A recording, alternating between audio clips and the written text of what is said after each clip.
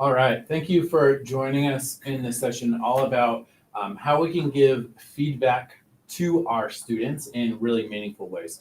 So we're going to focus on two different instructional strategies with a bigger overview. But to get started, it is early, just as we're coming back from break. So we're going to practice with our Pear Deck and get to know who's in the room here. So we're going to throw up a Pear Deck code on the screen that then you can use to join along, get to know each other, and just practice along with Pear Deck, as we're going to be talking about how Pear Deck can help us in our classroom give feedback to students today. So code's going to be coming here in just a second. Are you driving? Yeah, go ahead.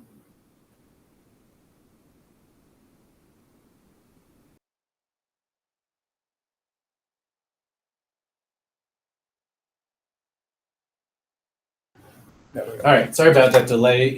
We just lost our admin panel behind the windows going up. So thank you, Sarah, Heather, and Miguel for joining us this morning. We are fourth grade, elementary, kindergarten, and Miguel is, can you scroll down a little bit? To go to here.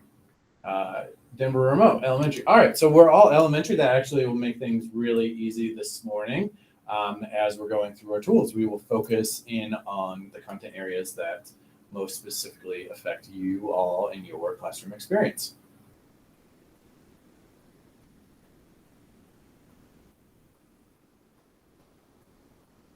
Next slide.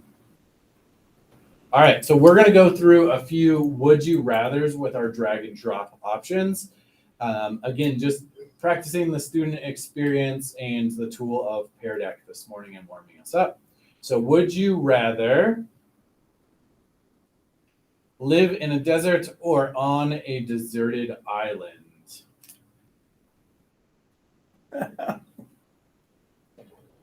This is interesting too, because our 8 o'clock session, everybody said deserted island. So that's like the one thing we have in common. At least you have water, right? On a deserted island versus the desert. All right, very cool. Would you rather be really fast or be really strong? Ooh, very split between everybody this morning. Awesome. Would you rather have the savory French fries or the sweet chocolate cake? So are you a sweet or savory person?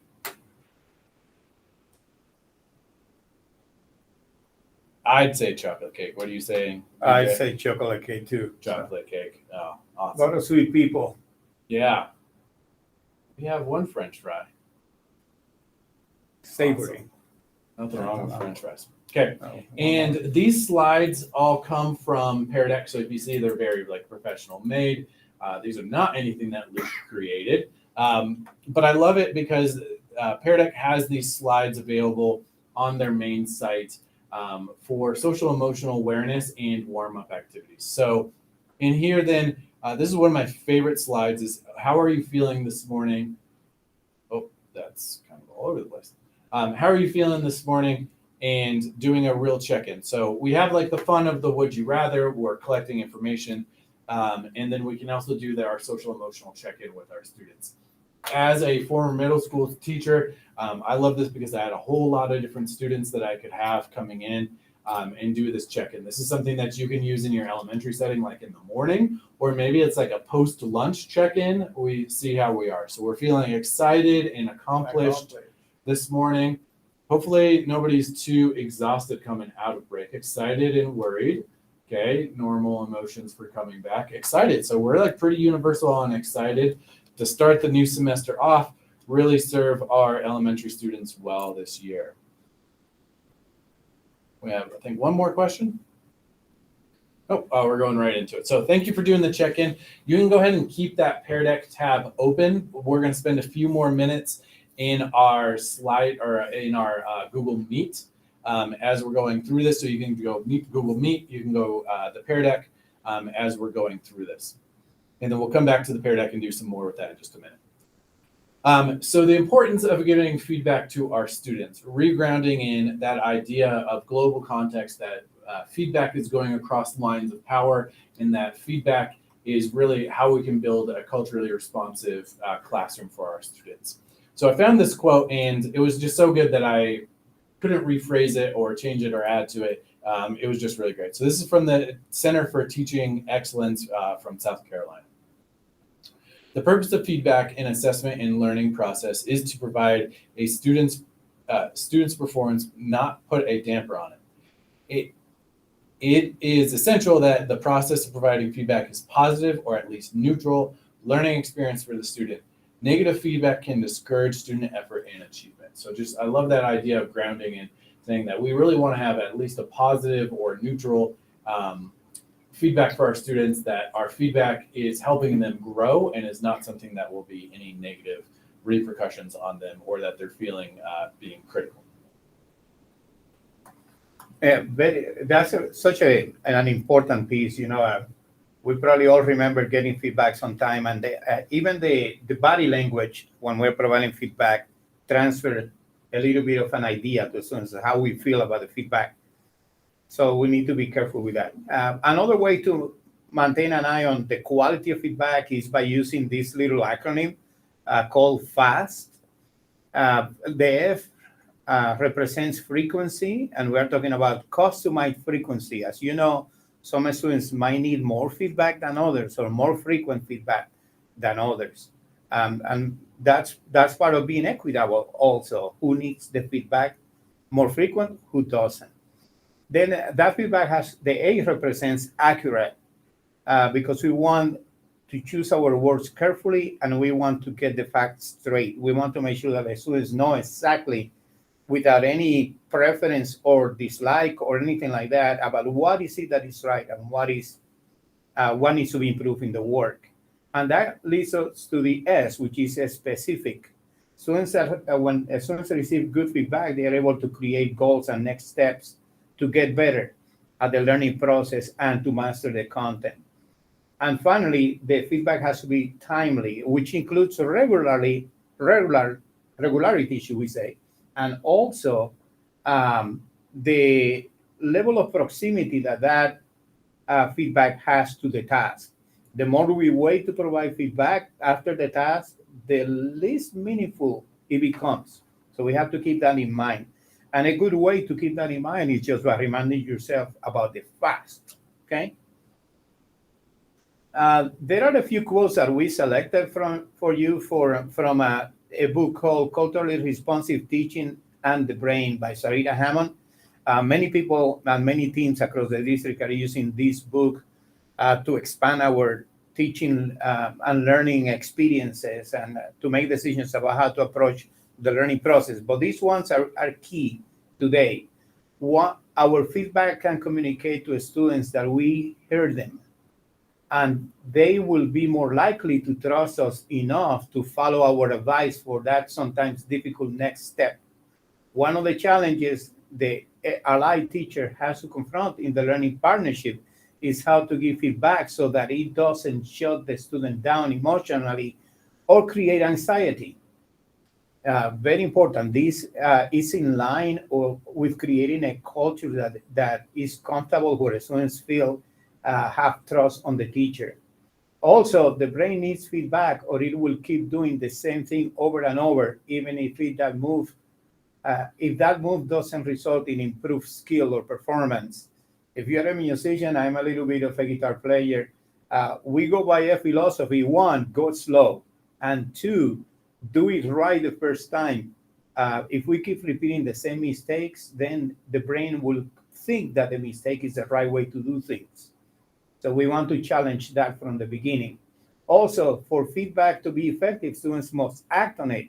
We have to create a plan where students actually will implement the feedback that was given to them, that they'll have the time to work on that. So these are some things to keep in mind as we work on feedback. We collected a few comments from students at Robert F. Smith STEAM Academy about how they feel about the feedback that they were receiving from their teachers. And these are some of the ideas that they share with us. My teacher encourages me often to do my work and to make corrections because he wants me to do it better. And this one specifically, it kind of shows a little bit of that relationship building with between the teacher and the student. The student knows that the teacher wants the student to do better. My teacher tells me what I have done well and also what has been misunderstood or not understood. These go too accurate from the past because it gives details about the students about what works and what didn't work. Also, my teacher tells me what quality of work I need to do and where I am in the quality of my work. She also tells me what things I need to do to reach my goal, which aligns with the S of specific in the FAST model. Okay, and to go back to our main two buckets as a district of a safe and welcoming environment for all and grade level texts and tasks, specifically of the 6 practices that we talked about back when we launched our main session this morning, is practice 3 with the grade level text and tasks. And here's what that really looks like, right? So the teacher is monitoring student work, that are students of color, students with disabilities, and MLLs are receiving and applying content and language, descriptive feedback when needed to improve their work. Teacher is prepared to respond to anticipated misconceptions. We're really going to be hammering that one today of teachers prepared to respond to anticipated misconceptions. And then you can see that we even have really what this looks like as exemplary, is the teacher is adjusting instruction to improve student outcomes, observing students, including students of color, students with disabilities, multi-language learners, assess their own and their peers' work. So here are some of the practices that are really being looked for across the district, specifically for grade level text and tasks practice 3. So we're going to work together in this session. If you want to follow along with us, we're going to be talking about 2 big things, and that is giving feedback within Pear Deck and planning responses to common misconceptions. Those are going to be our 2 big strategies for this breakout room. You can work independently, as we always do in our Teal Day sessions, so that you can go along with the reading if that's the pace that you want to go along. You can create your own version of our planned responses to misconceptions. You can watch this quick video on it. So it is up to you. We're going to join back together at 11:30, correct? No, it's at 11. At 11, sorry, thank you. We're going to join back together at 11 back in the main room. You can use that link. Or you can hang out with EJ and I and hear from us, and we'll be here to answer any questions that you have as we're going forward. So we're going to keep going. We hope to have you stay with us, but if you want to work independently, there is the option for that.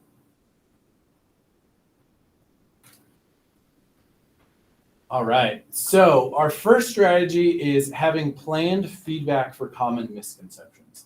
So as we're thinking of what our students are going to do in our unit or in our lesson, we know that there's going to be very common misconceptions that we have. We know that when we're doing math problems, that my students are going to struggle with something. When we're doing writing, that there are going to be certain things that my students are struggling with. When we're reading poetry, I know that there's certain things that my students are going to struggle with. So we can think of those common misconceptions and really use technology to our advantage to provide quick feedback to it all. The old way that I've seen this done without technology is that the teacher is basically just running around the classroom, right? You're trying to bounce from student to student to provide them feedback. Maybe you're providing it to small groups.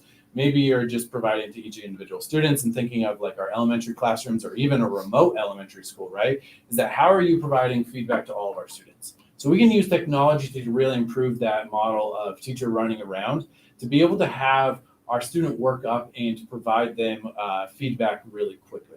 So here is a document, and I'm going to have EJ step away from our Pear Deck here and open up the document. I'm going to drop it into the chat here as well. And this is kind of an example of a resource that we have. You share this tab instead, right there at the top bar. Sit down, just a little bit down.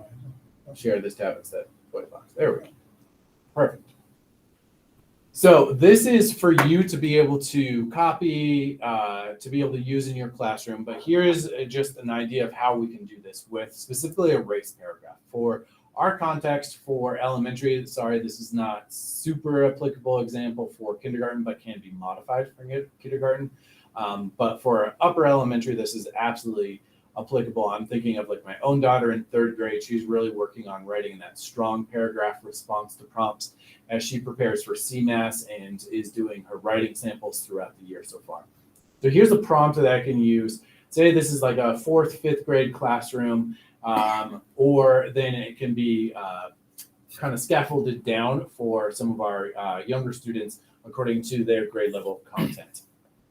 So the prompt is, how do businesses benefit from the Transcontinental Railroad? Based off of that, then I'm going to have an exemplar response. Again, this is exemplar. I don't know that we would have too many 5th graders that are doing this, but this is what we really want to see based off of our standards for the content. Maybe 4th grade here, as we're talking about Colorado history and the railroad. We're going to be citing our evidence. We're going to be using all the elements of race. But I also know that my students are going to have some common misconceptions. So when I'm doing a race paragraph with my students, as I've literally done hundreds and hundreds of times, I know that they're still going to forget the 4 letters of race, right? Even though I have it up on the wall, even though that we talk about it all the time in the classroom, I know that they're going to forget that they need to restate the question. So whenever my students are forgetting to restate the question, I'm going to copy and paste this feedback right here. So I'm going to just come in here. I don't even need to type the same feedback over and over again. I'm just going to go copy. Now, wherever I'm doing my writing, whether that's in Google Classroom or Seesaw or Schoology, maybe they're doing it in Google Docs, I can then just copy and paste this feedback in. I can also do this in Pear Deck. That I have this copied and I'm just going to drop it in because I know that restating the question is something that my students are going to struggle with. Then I also know that they're not answering the question fully. So then I'm going to have my feedback for that. So as I'm having this open, I can, instead of running around the classroom, I'm copying and pasting into whatever platform I have. And having prepared feedback like this that it just helps speed up the feedback process. I saw this happen in a 2nd grade classroom where the teacher had the students paired up in Google Docs. They would share the Google Doc with each other, and then it was always shared with her. So she was providing feedback, the students were providing feedback to each other, and then they were just using comment boxes in Google Docs. It was pretty simple on their writing. But she was then blown away by the students providing feedback and then having her just have those common misconceptions right away. The quality of the writing and how it improved so quickly, because it wasn't after class was over that they would go back and do the revision process. It wasn't, she's trying to run around to do the classrooms, that they're getting that feedback really, really quickly. And it made a huge difference at her school at University Park. And it was awesome to see. And I've done this with a bunch of different teachers around DPS that they have that ready. So whatever this looks like in your content areas, your classroom, that you can have this prepared. Again, it goes across all content areas, science, math, reading, whatever you're working on, that you can have this prepared. And so we're going to look at Pear Deck today and how we can give feedback. And so you can use this in Pear Deck or whatever platform you have. It's great for Seesaw as well. But preparing a document like this, it does take a little bit of time. So this might be more applicable to like a unit that you're working on, or if you're going to spend multiple days doing like a writing process. But it is a great tool to have. I'll switch back to our Pear Deck now, going along. Thank you, EJ, for driving this morning here. And then we also have 2 documents, and I'm going to drop them into the chat here, is that we have all grade levels and feedback examples from AR&D. I'll get them in the chat, EJ. Great. So AR&D is our assessment team in the district, and they have worked hard to come up with feedback that you would have for all grade levels. And so you can look through this document here for all grade levels in English and in Spanish. And it provides feedback For math, go share this tab instead. It has feedback for literacy. It has for high school, middle school, elementary. As we're going along, it has CRE considerations all built into this. So as you're planning your lessons, we're really thinking grade level text and tasks, right? Here's my grade level, understand misconceptions of volume and the feedback that I can provide based off of that. So this is a great starting point as you're doing your feedback and really making sure that we're having that grade level standard ready in place so that I'm not giving feedback based off of what I think is the grade level, but really what is the grade level for my students. And AR&D has already started this work for us. So this is an awesome resource. If you haven't seen it before, this is worth a bookmark and coming back to for both of these versions. And the Spanish is easy to use. No matter like what your level of Spanish is, because it's all broken down by the standards as well. So you can come in here and you can see ciencias and know that's science, or mathematicas, and be able to have the feedback off of that. So again, awesome resources to have. And then coming back to our slide deck, share this tab instead. And our priority implementation instrument, again, just thinking back, circling back to that practice 3, right? Is that teacher is monitoring student work, teacher is prepared to respond with anticipated misconceptions, you're adjusting instructions, students are providing feedback to each other. All can be done with our tech tools in a really easy to use method for our students. Okay, then we're going to slide into Pear Deck. And we wanted to point out that there are 3 different modalities for providing feedback using Pear Deck. The first one is using Pear Deck Teacher Dashboard. And many of us are already familiar with that little talking bubble as the students are providing responses that we can actually click in there and write a little quick note for the student, or copy a quick note from every prepared document like the one that Luke was sharing with us a moment ago.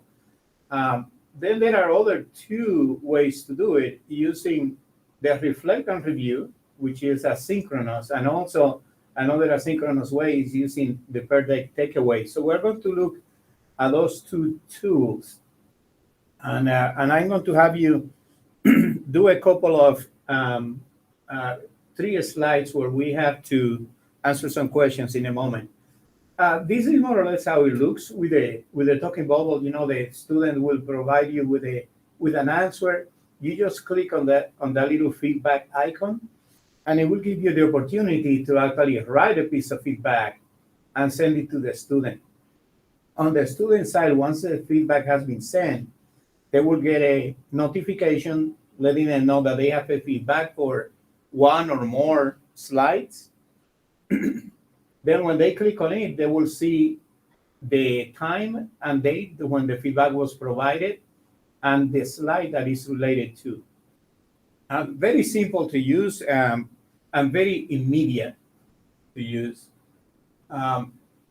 So I was hoping that we could try building a few responses together to some prompts that I prepared for you, and then I can show you the reflect and review and the takeaways. Here is one.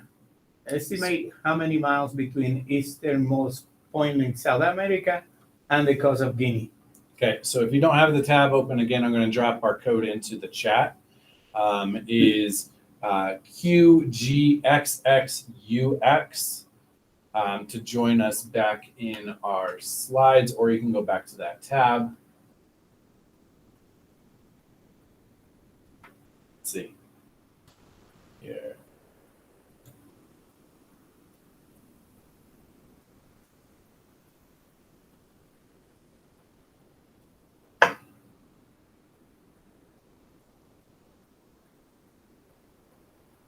There we go. Remember that at the bottom of that image, there is a scale. I know that you guys know what a scale is and how to use it. Quick reminder of the resources, though. I didn't see the scale down there at the bottom of the image. Very easy to miss. All right, we got some responses. Okay, then I'm going to move to the next one. If anybody needs to add a response here? All right, then we're going. I cannot remember in your colors in Spanish and English. Very handy with your second language learners.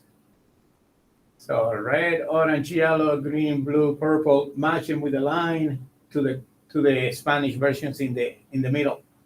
Here is one. Oh, nice. Good work. I like how you're using some of the parts of the words that might that match in English. For example, naranja. There are some common letters that you can use as a guide.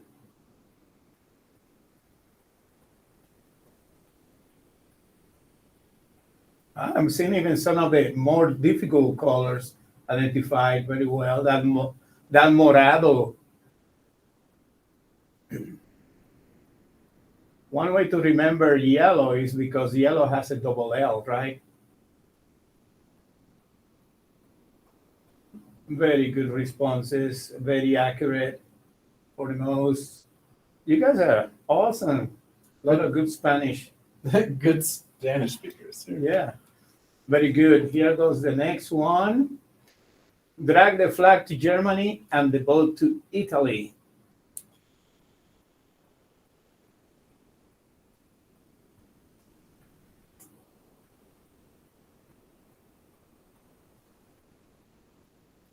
It's pretty cool to see that boot and boat are very similar words in terms of morphology.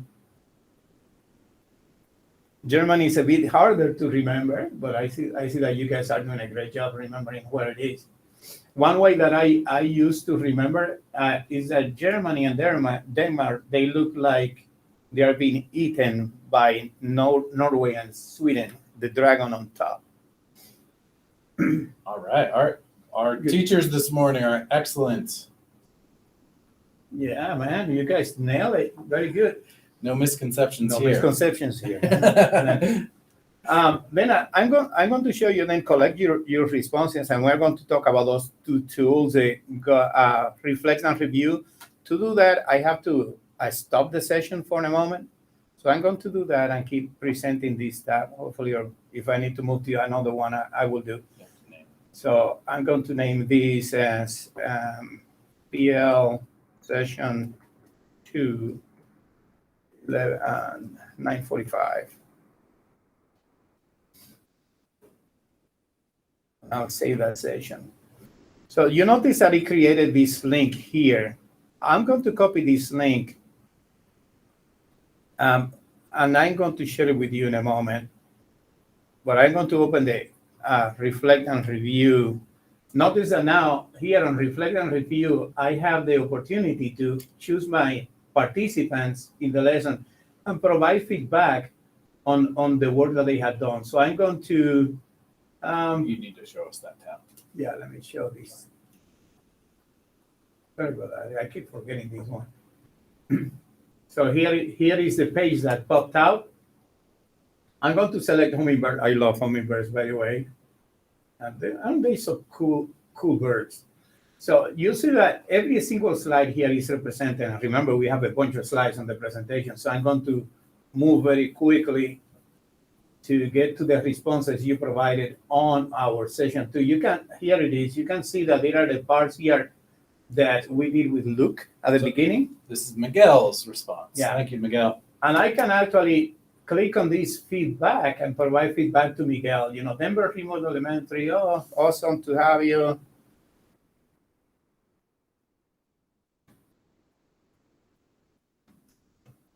And I'll say that feedback for Miguel and just send it. Okay. Let me choose a couple more. Of course, if this was content like below on the per deck part, I could be more specific about about the feedback I provide. For example, if I go to one of the questions that we just filled up for Miguel, a little further, getting there. Here we are. For example, I could provide feedback here to Miguel saying, and I could have this feedback already prepared, like Luke's reminded us earlier today. Remember to use your scale at the bottom of the map. That's a good example of like a common misconception that we can have. Miguel, thanks for being a good sport on this one. That he can just copy and paste in that prepared feedback, right? Is that Exactly. He knows that. So even though it only took him, 15 seconds, it could take him 3 seconds.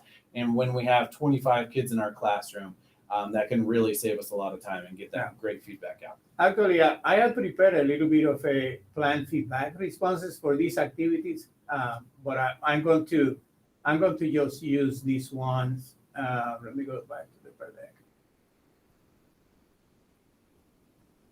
I'm just going to go by hand this time, but I could provide feedback to every single student here. I think that you could recognize the value of the tool because you could open any student and just go through the whole presentation. I'm going to go now to my per deck account and show you then the takeaways. I'm going to type here just perdeck.com and sign into my account. Teacher login, and I'll go to my sessions.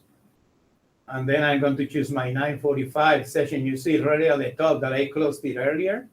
All I have to do is go to my 3 dots and I can do reflect and review from here, and I can open the takeaways. So I'm going to generate those takeaways and publish them.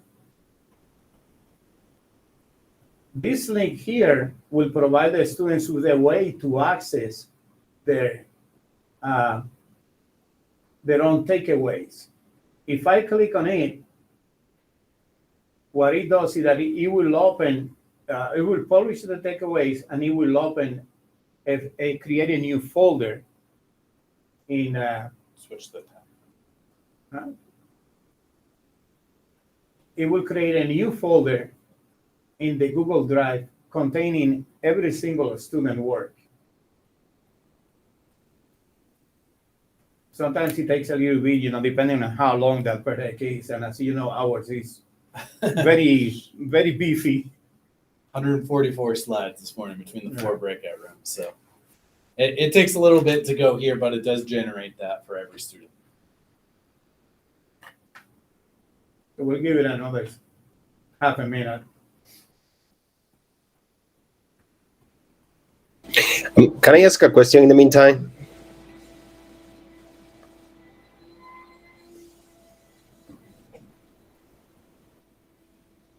I think they froze, Miguel. Yep. Can you show me later that click path to the feedback form Meantime. that kicked I out? don't know if it's going to go, EJ. Yeah, there it is. Now you can see that it created a file for every one of the students. This tab. View this tab.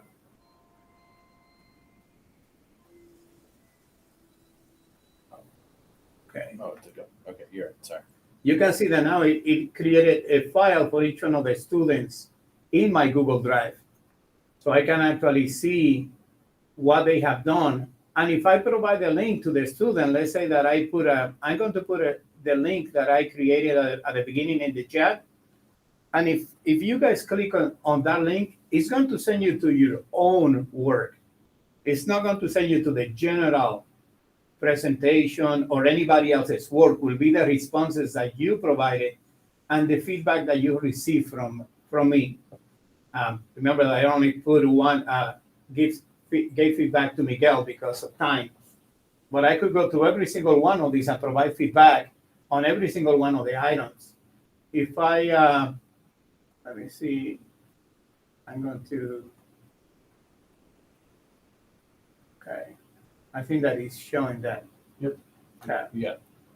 If I open the first one, I can see every single item in the presentation, every single slide in the per deck, and the responses that every student here has provided. Share this tab instead. So I'm going to share that one.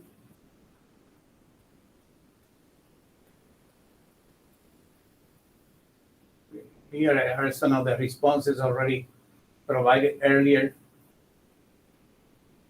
And here are some of the responses about the 3 questions that we did in per deck. Let's see, here they are coming out there.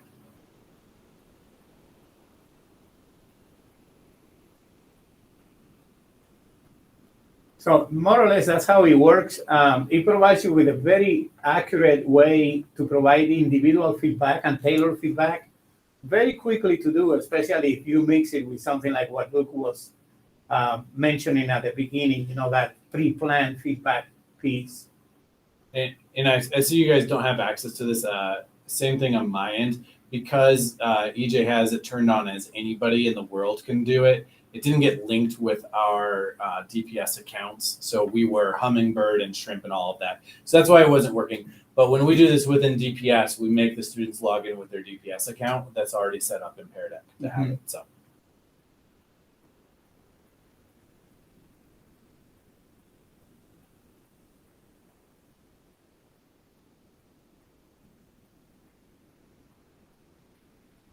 Okay.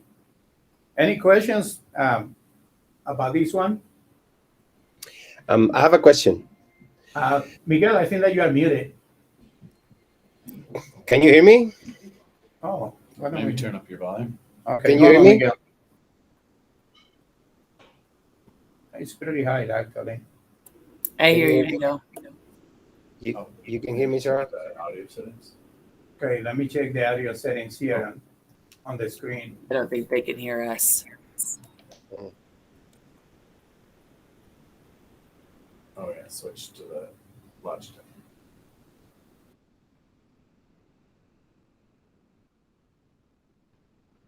All right, Miguel, let's see. Can you hear me now? We are good. Gotcha. Yeah. Okay, great. So, talking about feedback, imagine I'm doing like a writing activity, and I want to see the writing and then send feedback, and I want the students to work on the feedback that I send and then send me the activity again. Is that something that we can do with Pear Deck, like going back and forth with feedback, improving the activity, or is it going to be like too much work? The documents that the Reflect and Review creates are living documents. The student can have a draft in there and then can have different comments that you enter into the document, because all they are now is Google Docs, and you can leave notes, those little notes on the margin. You can add them and keep track that way of the progress of the student, the different versions. And you can then give a grade to the student in Schoology for that particular assignment or in Seesaw. So I found it to be really handy and not too difficult to do. The thing is to keep everything in the same place. So once you provide feedback once, you just continue using the same document until the work is done? You can, if you choose to do that. And actually, most people do it that way so they can keep track of what's going on with a particular student piece.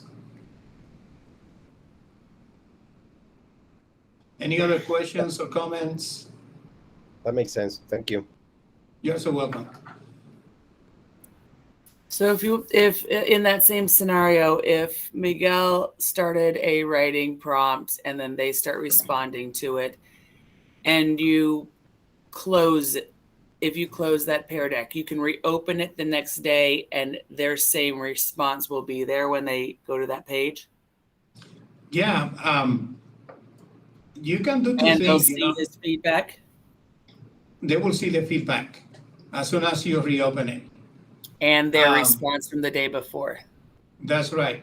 Okay. They can also receive the feedback. If you, for example, we're going to put a link on a CISO page or an Schoology page that the students click on the link, it will send them directly to their own work with the feedback included in there. Can they find their Pear Deck in their Google Drive? Like if it's a living document, is it a document that only we have access to, or is it like Google Classroom where they have their they have that response in there? That's a good question. You know, the Pear Deck itself is teacher-centered. If you don't share the Pear Deck and have students be like co-presenters in there, they will not have access to the Pear Deck itself, but they will have access to their work from the Google Drive in that Pear Deck folder that created the takeaways, for example. And the folder, the master folder in your Drive will be called that way, takeaways. Right. And then inside there, you will see the sessions folders that are linked to each one of the sessions that you have opened before. If you did a takeaway, it will create a folder for that particular session inside the takeaway folder. And the students have direct access to that once you provide with the link. Okay, so you have to provide a link to the students for them to be able to go into. That's right. Okay. Most people will do it through, you're welcome. Most people will do it through CISO, so they can say, click on the link so you can see your work, or through Schoology on the main page of the course. And then there's also an option that says share to Google Classroom. What are they actually seeing when you share it to Google Classroom? When you do that reflection part, when you were showing it, there's one that says share to Google Classroom, and I'm curious what the students see on their end. What does that mean? My understanding is that that will be in case that you are using Google Classroom as your platform. That link actually integrates directly into Google Classroom rather than having to copy a link in something like Schoology or CISO. It becomes basically an assignment in Google Classroom. Do you use Google Classroom yourself? I do, but I teach online, so I kind of use a lot of the different platforms. All right. That's more or less how this works. I hope that you guys find it useful and that you are willing to give it a try and see what happens. I will say start easy. Don't go with a large assignment at first. You know, use it with a simple assignment and to see how it works on your side and their side as well. Very cool. All right. We'll go forward. All right, and just to wrap up then this morning, thank you for interacting with us, sharing how you're gonna, or what you're thinking through. We do just have one like regroup reflection, so you can either come off of mute like you all were doing, or just drop it into the chat, just stamp what we're learning today. How does Pear Deck and pre-planned feedback support feedback to students that is frequent, accurate, specific, and timely? So thinking of our two strategies today, oh, that's closed, so they can just go, yeah. Either in the chat or you can come off of mute and just say, how do you want to move forward with this today? Well, I've been using CISO for most of a year. So I think that having this document prepared to do copy and paste and provide independent feedback is going to be useful. I don't know how I didn't come up with this before, but it looks pretty simple but pretty good. Awesome. I'm glad it was useful for you.